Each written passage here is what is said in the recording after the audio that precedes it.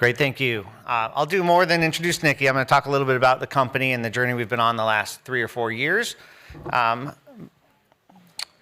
So for those of you who don't know Teknova, we are a leading provider of reagents for the discovery, development, and commercialization of novel therapies, vaccines, and diagnostics. We manufacture 3 primary product types. Those are agar plates, cell culture media, and molecular biology buffers. There are 3 things that really separate us in the space. The first is the fact that we can do custom production really quickly, right? So if you have a formulation you need to get into, whether it's for a discovery product or a process development or for commercialization, and you need something really quickly, we can take that formulation and get it in production in a matter of weeks. The second piece is that we scale from research to clinical seamlessly. So you're not going to be bounced around to a different plant or facility. We can go take your research product that you've made in your process development and get it into GMP really quickly for your clinical trials. And the third part is that we really specialize in scales and production volumes less than 1,000 or 2,000 liters, right? This much smaller scale that's really important for these novel therapies or these emerging therapies in the space. The company was founded by a scientist named Ted Davis. He was at Genentech and became very frustrated that he couldn't get custom cell culture media or agar plates really quickly. This is all the way back in 1996, and somehow, Ted started manufacturing and selling these products out of his garage in the Bay Area, literally driving them around to a customer by customer. So for almost 20 years, the business grew by word of mouth. We now have over 2,500 customers that buy from us in the United States alone, with over a 95% retention rate of those customers over time. We are grateful for Ted because he's instilled a culture around science and making sure the products are very high quality for our customers. Around 2017, we started getting demand from our customers to make more GMP grade products. And that's because not a lot of companies do custom and GMP well. And so we received our ISO 13485 certification. And then in 2019, 2020, we began expanding pretty dramatically. So, we built out an R&D organization, a commercial organization, but also a brand new facility, which Nikki is going to spend quite a bit of time talking to you about today. This transformation has put us in a pretty unique spot in the industry where we can provide both the clinical and commercial facilities and operations and quality systems that are expected for supporting a commercial product, but the flexibility and speed of a small organization. So now we're in a great spot. We're ready to scale the business. We've onboarded customers. We have over 43 clinical customers buying from us today, 39 of which are biopharma related, 23 of which are cell and gene therapy companies. Again, 4 pillars are why we're different. First of all, quality. Again, thanks to Ted, we're scientists at heart. Every product that we make undergoes rigorous QC. We have over 20 validated QC assays. We do over 4,500 QC assays every month. For every lot of every product we make, we save the retain of that product for the life of that product. So if you have a question about a product 2 years down the road, we can pull that product and test it for you out of our retains. The middle 2 here, custom and speed. Doing custom is hard enough, doing it quickly is the real challenge, and then also doing this at scale. So 1 or 2 custom products, not too challenging to make. You can do that every day, but we want to do 10 or 20. Imagine the supply chain challenges, the operating challenges, the infrastructure needed to quickly shift all your manufacturing processes to adjust for that. We've done and built over the last 3 years the ability to scale that process and do so very well. And then last piece, service. Teknova prides ourselves, we pride ourselves in our service. When you call Teknova, someone answers the phone. If you need a quote, you get a quote within the day or within the next couple days. That doesn't matter if it's a simple quote for what we call a catalog product or a very custom quote for a complex chromatography buffer in 200-liter bags. So when I started at Teknova in December 2019, I looked at our customer list and realized we had a lot of these cell and gene therapy companies coming to us. And this is, I equate this to two particular reasons. First is really lack of standardized reagents on the upfront. How do we standardize this manufacturing process? People needed a lot of customization, right? And we were able to deliver that very quickly. And the second piece is the fact that, as you scale, there are not many GMP companies that did custom, right? And so our vision here, when I started, laid out a plan to say, hey, look, how do we become the best of both? There are many companies in the space, very large companies, that had the clinical facilities, the quality systems, the infrastructure to meet the needs of customers looking for commercial-grade product for making their therapies, but they didn't have the flexibility and speed of a small manufacturer. We had the flexibility and speed, but not the space on the clinical side. And so over the last 4 years, we've really built out work to solve both of these problems, right? On the discovery side, that customization, we have a number of novel products, some AAV proprietary products, as well as a whole suite of reagents to simplify your process development. On the other side, on the commercial, we built out a brand new facility, which Nikki is going to talk about how we design that, how we validate it, and now how we operate that facility. So I'm going to hand it over to the expert here. So Nikki's a colleague of mine. She's been absolutely instrumental in transforming Teknova from what it was to what it is now. She's been really tough on us as a company that's been bootstrapped from the beginning, and how we manufacture products and making sure we meet the expectations of our clinical customers.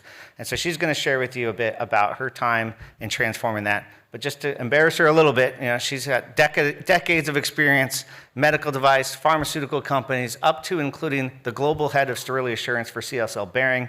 And so she knows what our customers wanted, and she's really helped us get to a point where we're able to onboard and make these customers happy with our manufacturing processes and facility. So, Nikki?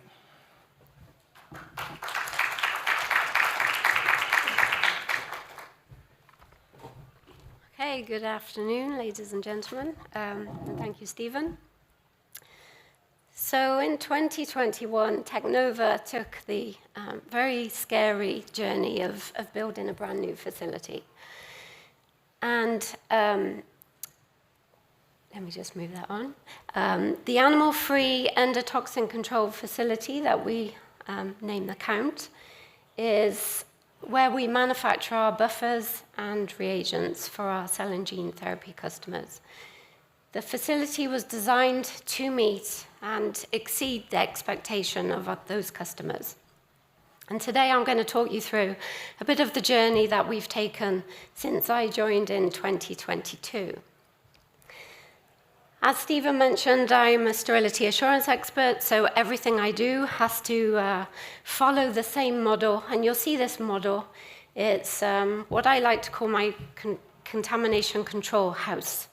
Because really, it doesn't matter what you have in the apex of this, the penthouse of the house. For me, is sterility assurance, is the sterile product. You can apply the same model to everything, but that means you have to build on a solid foundation. And the foundation for a contamination control strategy is building that facility and making sure that you are going to end up with a good sterile product at the end of it. So all in the mind, you have to put this contamination control strategy in place. And we will talk about this bottom pillar, which is the planning, the design, and the build of the facility. There is some guidance out there, and I'm not going to tell you about this guidance. You can read all of that for yourselves. What I'm trying to show you is the journey that we took and some of the thought processes that we took whilst we were building them. The first thing to say is in the planning phase, which took Teknova about 6 months. You do not rush this phase. The planning is the key. You are not going to build a very good house, clean room, if you don't plan it accordingly. So the first thing I would say is get a cross-functional team. All of the departments that you have on site will want something different from the clean room, whether it's quality, the operation, the engineers. Everybody has a say in this process, and do not overlook or do not shy away from listening to everybody on site. However, if you do not have the expertise on site, because after all, not many of us build a clean room facility every single day, don't be afraid to hire and project manage this team. The budget and the timeline is probably going to be one of the most important factors, and it's going to be the thing that shapes the rest of the project for you. If you're looking to have a new clean room facility within the next 6 months, Well, firstly, I don't think that's possible, but also the budget-wise, that's going to determine what kind of clean room you have. It's going to determine, the location. Are you going to build on an existing facility, or are you going to build a brand new greenfield site? Because one is considerably more expensive than the other and will take a lot longer in time-wise. So those two are really much a factor in all of this. The same with the clean room type. There's obviously two types of clean room. There's a modular, there's a non-modular. One is much quicker to build. It gives you more flexible. So a modular clean room, you can expand that or change it as you go. However, if you're going to go with a traditional clean room and you've got solid walls, it's going to take a lot longer. It's going to be a lot more expensive. And also, you're not going to be able to adapt it and be flexible to the future needs of the business. Then you have the fabric and substrate choices. Again, these, you obviously have to make sure that they would withstand the disinfectants that you're going to use, but also look at the cost. So 316 stainless steel, for example, is absolutely a must if you're working in ISO 5, ISO 7 areas. However, if you're working in ISO 8 or ISO 9 areas, then maybe you want to look at 304 stainless steel. It's a bit cheaper, but does it stand up to the disinfectants as much as the 316? So there's always going to be those choices to offset. And then lastly, for the planning stage is utilities. What utilities do you need? But more importantly, where do you need them? You don't want to be putting something in a room that's a million miles away from where you actually need it. So make sure that you actually build the utilities at where you're going to use them in the future. The design phase, obviously, this is after 6 months worth of planning. So in the design, the user requirement specification is going to outline everything that you need. Make it as specific as you can, because when you do hire probably a team to manage the construction and all of the different people that you're going to have on site, you need to be able to very cleverly articulate what it is you need, because otherwise it will be left up to interpretation.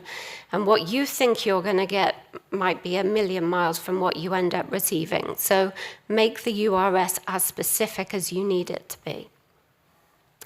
With HVAC, again, this is a schematic of the current facility. We've built it in 2 phases. That really helps us in terms of downtime. So we have 3 different air handling units, separate HVAC that's all independent from each other.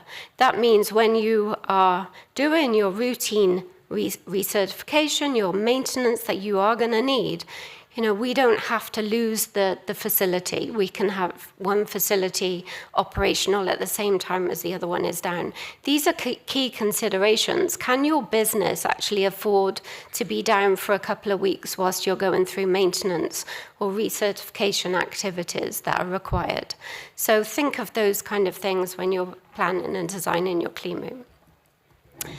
The next one is clean room class. This one is probably quite obvious, but make sure you don't jump grades. But make sure as well that you don't have a grade that's too high for the task you need. And from a sterility assurance person, that might sound a bit counterintuitive, but when you are manufacturing in an ISO 7 or an ISO 5 environment, you need to really limit the amount of people that are in that room. If you start building clean rooms for a grade that you then have the excess gowning with all the coveralls, the sterile gloves, the sterile goggles, and then the cleaning that goes with that and the environmental monitoring that goes with that, it can start becoming very expensive. So make sure you don't over-engineer the classified space and only have what you actually need to do that task in the room. The one I'll focus on a bit is the size of the rooms. Again, when you're building a facility, you might look at an empty room and think, that's massive. That's great.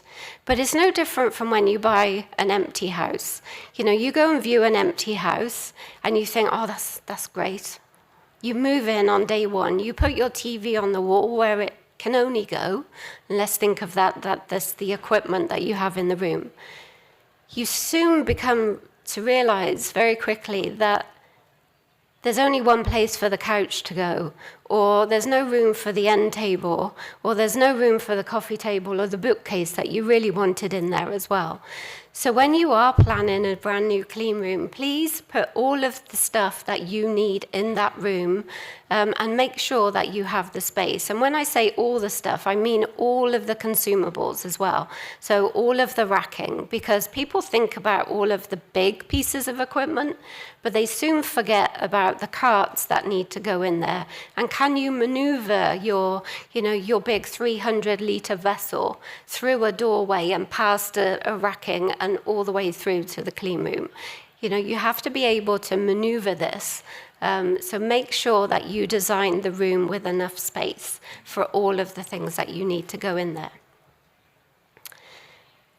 In terms of layout and flow, obviously there's some requirements that you need, and you should think of these. So segregated flows for people and materials, unidirectional flows, all of those things, but make sure that you don't have a bottleneck as well.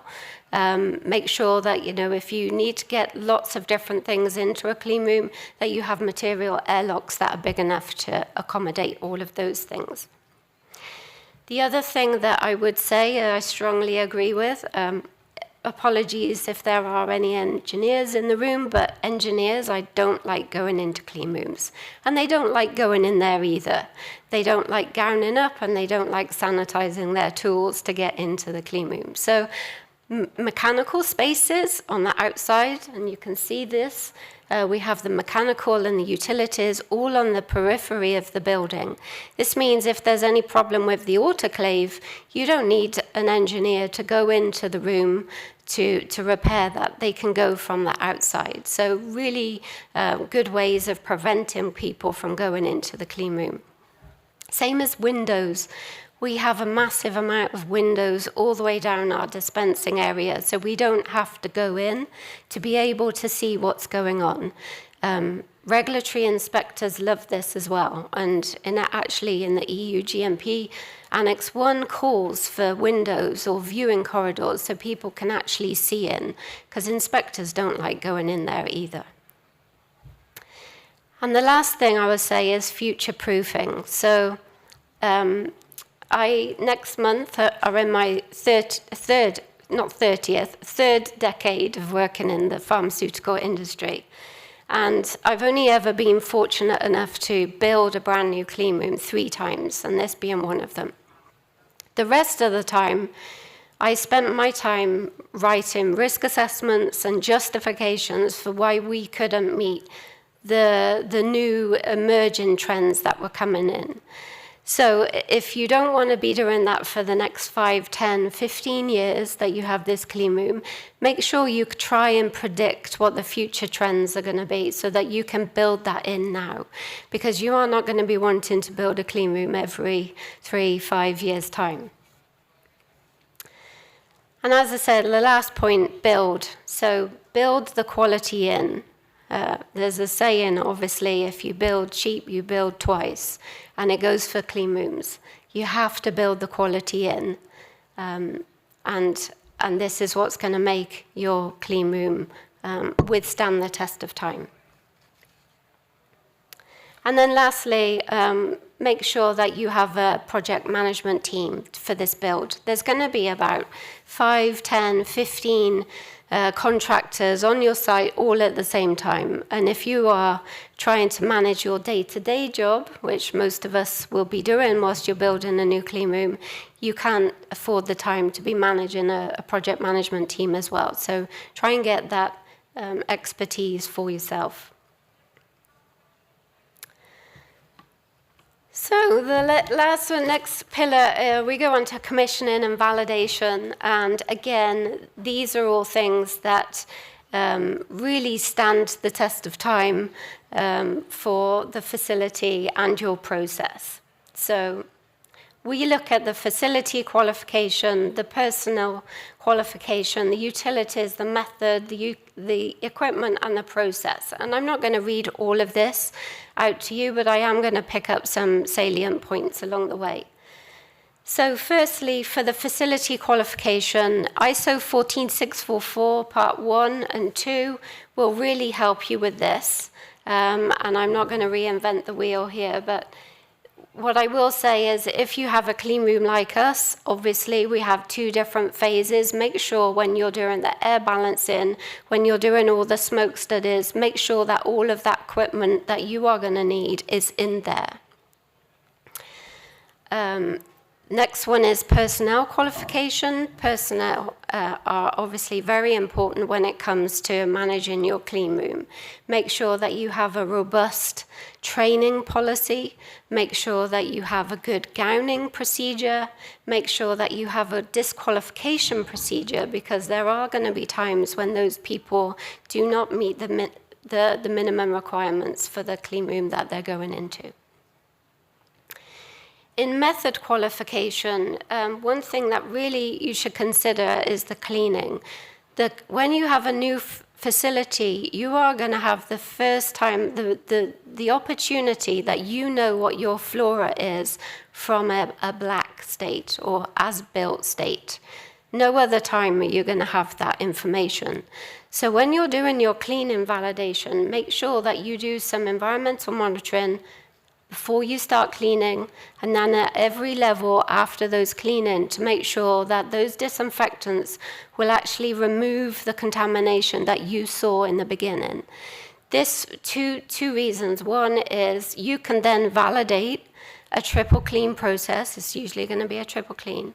You can validate this for when you have power outages, and you will have them, or when you have any maintenance work, and you know that then that validated cleaning method will bring your room back up and running. But secondly, obviously, with knowing what your natural flora is, then you can make sure that your disinfectants are suitable for those organisms that you're going to see.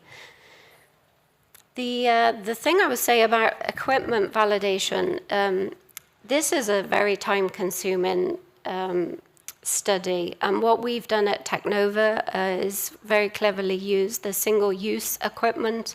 So you have to consider this. Are you going to go down the sterile single-use, or are you going to go with a clean and validation? When we have as many customers as we have, and we have as many products, and I don't know how many products we have, I should probably, but it's thousands, we can't be doing a clean and validation for every single one. So single-use sterile bag liners and sleeve liners, those are the way to go if you want to avoid that lengthy cleaning validation. The environmental monitoring, again, there's some good guidance out there. I will plug the Bioforum. They have just written a paper on how you validate a new facility, but make sure that you do it in the as-built state, the dynamic, and the static. Make sure that you use different agars to make sure that you can cover whatever flora that you have in there. But the best policy probably is to try and do this during your media fill simulation, and then you're simulating your worst case. And then lastly, the process qualification. And again, as I said, we have lots of different products at Technova. We have lots of different formats, container formats from bottles to bags. 125 ml is what we validated in the count. 125 ml bottles right up to 20-liter carboys, and from 1-liter bags, bioprocessing bags, right up to 200-liter bags.